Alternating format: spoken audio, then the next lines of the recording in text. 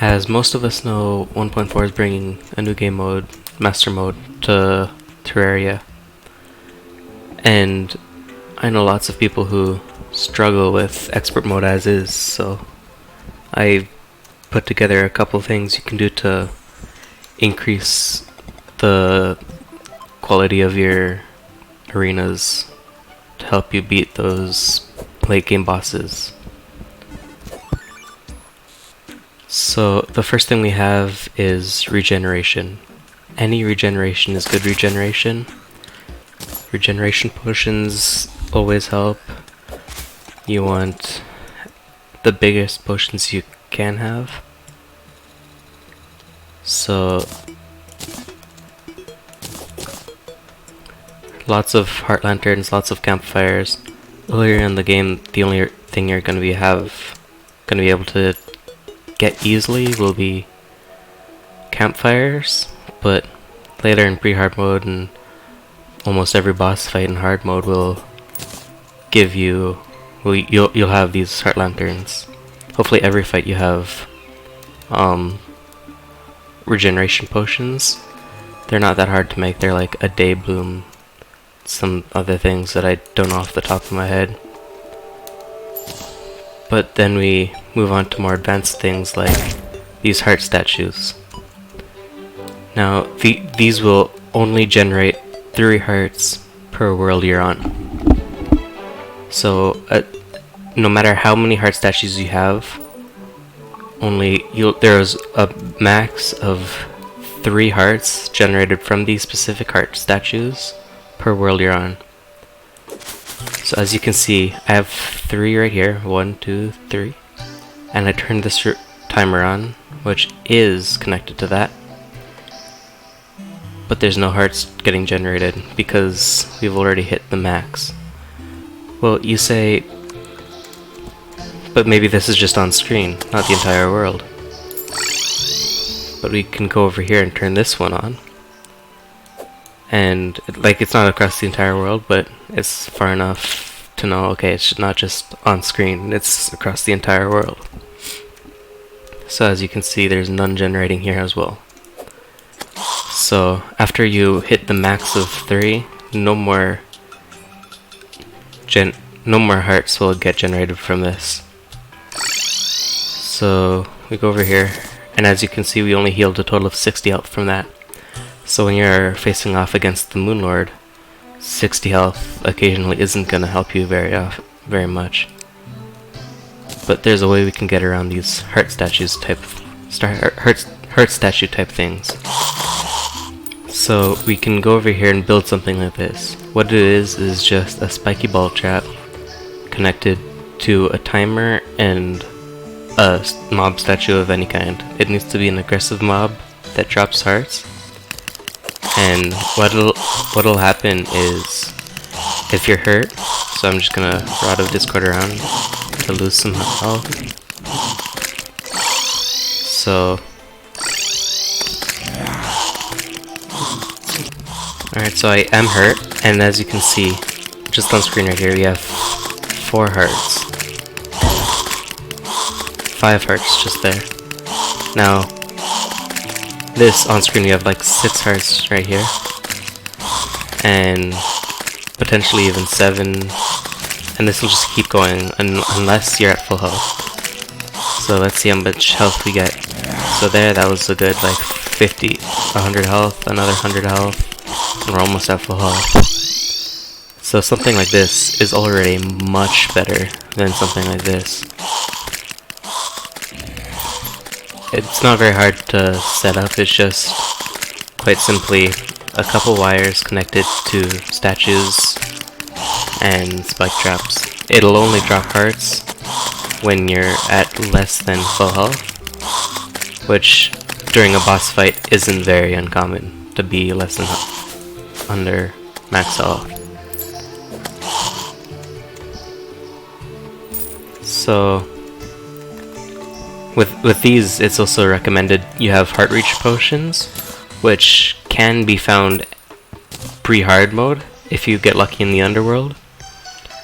So these are viable post Skeletron, pretty much any boss Even if you don't have heart reach, you can still run up to the box and get it, and it doesn't take very long. It's just recommended that you have heart reach.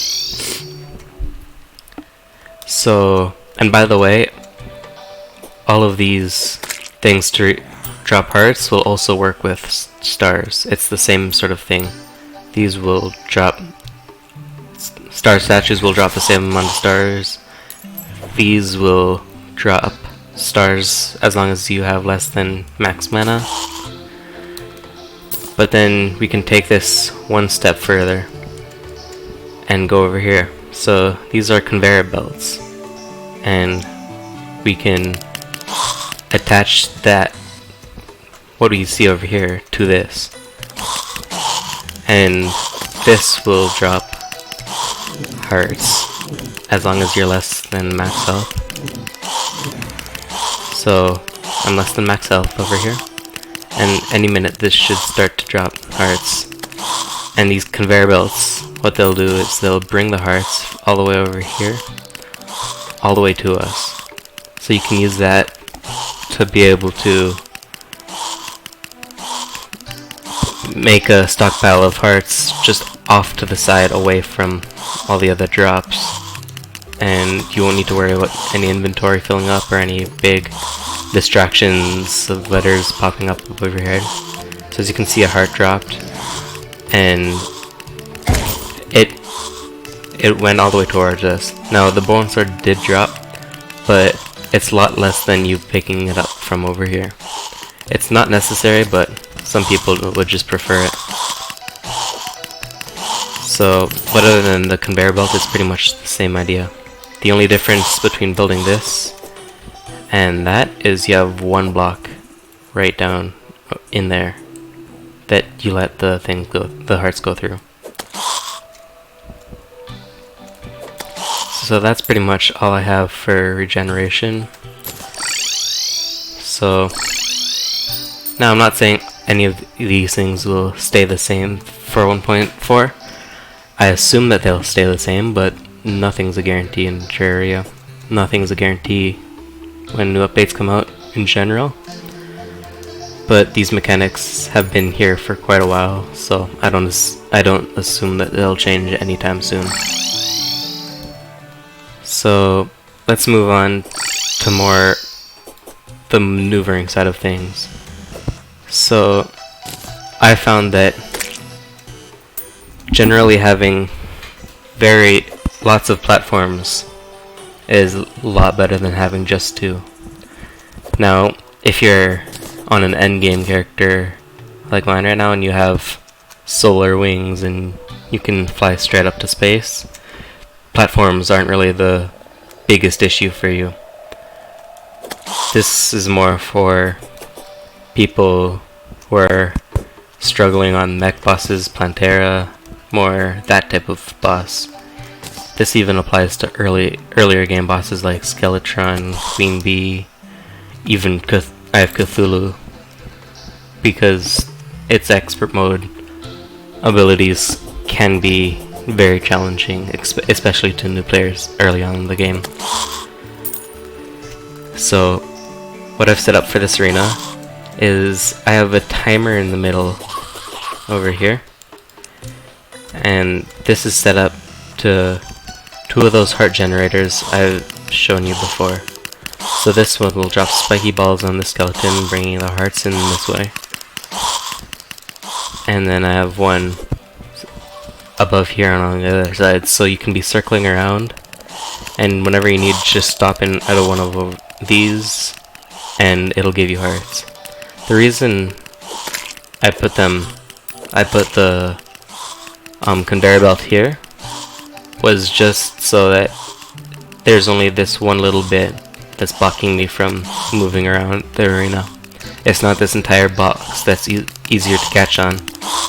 It's just this one little block, and you can go that easy. And the same thing over here. You can just be circling around Skeletron, Prime, Skeletron, not Skeletron, because you get wires from Skeletron. But this design really is post Skeletron. And if that doesn't work, then what you can do is you can implement simple teleporters into your design, so when you step on it, it'll teleport you all the way to the other corner. It's a very effective strategy, not something many people would like to admit that they do, but if it's something you want to do, more power to you. So yeah, the more platforms helps, because it's a lot easier to dodge bosses in the air by circling around them. For example, a boss like the Queen Bee has lots of dashing attacks, so it's very helpful to have lots of platforms closer together, so you can just duck down as she dashes, or jump up as she dashes, however you need. You always have that option to jump up or down, depending on where you are, and where the Queen Bee is. So I think that's pretty much it. But yeah, hopefully this helps you with the new master mode in 1.4 with the extreme 30% increase in boss's health. That's gonna be super interesting, and I'm super excited.